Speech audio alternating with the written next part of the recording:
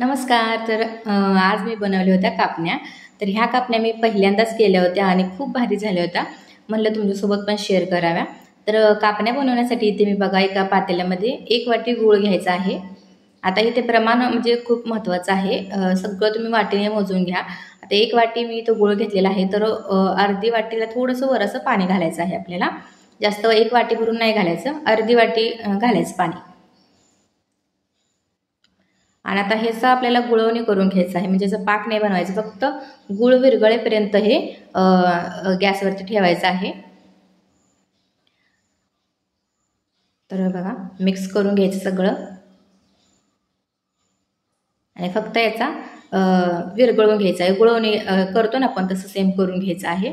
तरी ते इथं पूर्ण गुळ जो आहे तो विरघळलेला आहे. आता गॅस बंद करायचा आणि हे साईडला ठेवून द्यायचं थंड होण्यासाठी. आता इथे परातीमध्ये बघा मी ज्या वाटीने आपण गूळ घेतला होता त्याच वाटीने 2 वाट्या मी गव्हाचं पीठ घेतलेलं आहे आणि त्याच्यात टाकायचं आहे 2 चमचे बेसनाचं पीठ. आता बेसनाच्या पिठामुळे कापण्या ज्या आहेत त्या खुसखुशीत होतात आणि चवीला सुद्धा चांगल्या लागतात.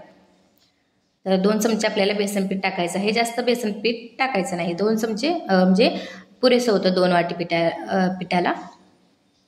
आता त्याच्यामध्ये आपल्याला इथे मी थोडंसं 1-2-3 चमचे छोटे असतात ना चमचे, ते मी तूप गरम करून घेतलेलं आहे. तुम्ही ह्याच्याऐवजी तेलसुद्धा गरम करून ह्याच्यामध्ये ओतू शकता, म्हणजे तेलाचं मोहन घालायचं आहे.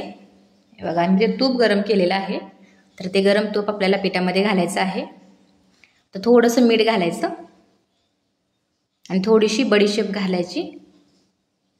आता तुमच्याकडे सुंठ पावडर असेल तर ती सुद्धा घालू शकता तुम्ही. आता माझ्याकडे नव्हती म्हणून मी फक्त बडीशेप घातलेली आहे. आता चांगलं मिक्स करून घ्यायचं चमच्याने. आणि जो गूळ असा विरघळून घेतला होता ना गुळाचं पाणी, ते असं गाळणीने गाळून याच्यामध्ये थोडं थोडं घालायचं, एकदम ओतायचं नाही, नाहीतर पातळ होऊ शकतं. जसं लागेल तसं आपल्याला गाळून पाणी घ्यायचं आहे. गाळूनच घ्यायचं, कारण जो कचराही असतो तो त्या गाळणीमध्येच राहील. चांगलं मिक्स करून घ्यायचं. आता हे गुळाचं जे पाणी आहे ते थोडंसं कोमट आहे बघा, पूर्ण पण थंड झालेलं नाही, कोमट पाणी आहे. आता हे चमच्याने मिक्स करत आपल्याला हे पीठ भिजवून घ्यायचं आहे. नंतर हाताने चांगलं मळून घ्यायचं आहे. तर लागेल तसं मी इथं लागेल तसं पाणी घेऊन इथे पीठ मी मळून घेत आहे. आणि पीठ जास्त पातळ नाही करायचं, घट्ट सरस असं पीठ मळून घ्यायचं आहे.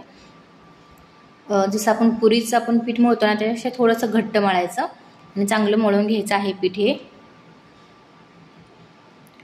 बघा. आणि मळून झाल्यानंतर 10 मिनटं असंच ठेवून द्यायचं भिजण्यासाठी. 10-15 मिनटं ठेवलं तरी चालेल. आणि चांगलं भिजलं की नाही मग ते लाटायला सुद्धा व्यवस्थित येतं. आता बघा पीठ चांगलं भिजलेलं आहे आपलं. आता मी असं गोळे तोडून घेते. तर 4-5 गोळे एवढे पिठाचे झाले होते. तर 5 गोळे तयार झाले होते ह्या पिठाचे. तर मी गोळे करून घेते सगळे. आता थोडंसं गोळ्याला मी तेल लावलेलं आहे बघा, आणि अशा प्रकारे लाटून घ्यायचं आहे. तेल लावल्यावर चिटकत नाही. आता वरून थोडीशी खसखस टाकायची आहे. खसखस टाकून आपल्याला लाटून घ्यायचं आहे. दोन्ही बाजूने मी खसखस लावते बघा. खसखस लावल्यामुळे दिसायला खूप सुंदर दिसतं, यासाठी खसखस लावायची.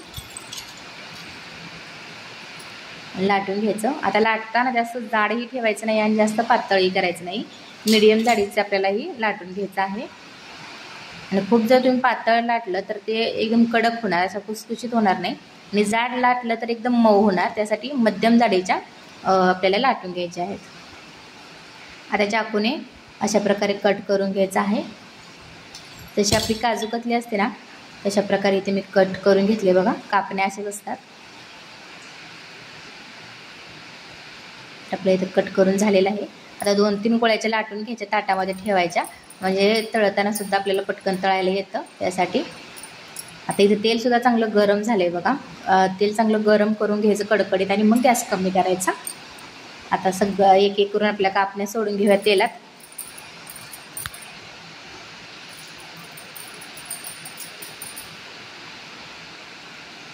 तर सगळ्या कापण्या मी ते टाकून घेते.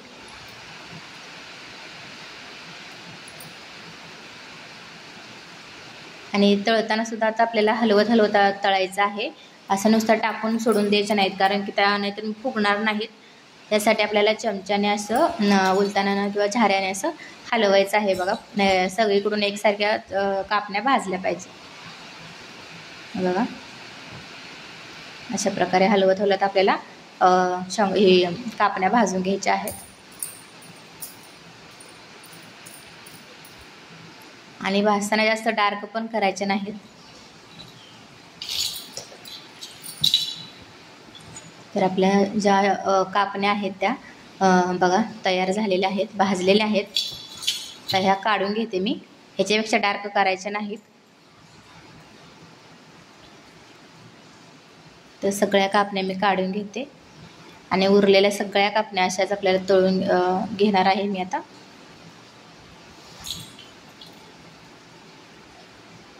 तर बघा सगळ्या कापण्या इथे मी तळून घेत आहे आता.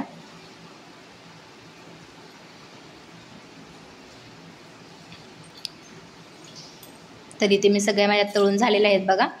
तर कशी वाटली रेसिपी, तुम्हाला जर आवडला असेल व्हिडिओ तर व्हिडिओला लाईक करा. आणि चॅनल जर तुम्ही अजून सबस्क्राईब नसेल केलं तर प्लीज सबस्क्राईब करा. आणि ह्या कापण्या मी म्हणजे पहिल्यांदाच केलेल्या आहेत आणि खूप भारी झाल्या होत्या. तर व्हिडिओ आवडला असेल तर लाईक करा.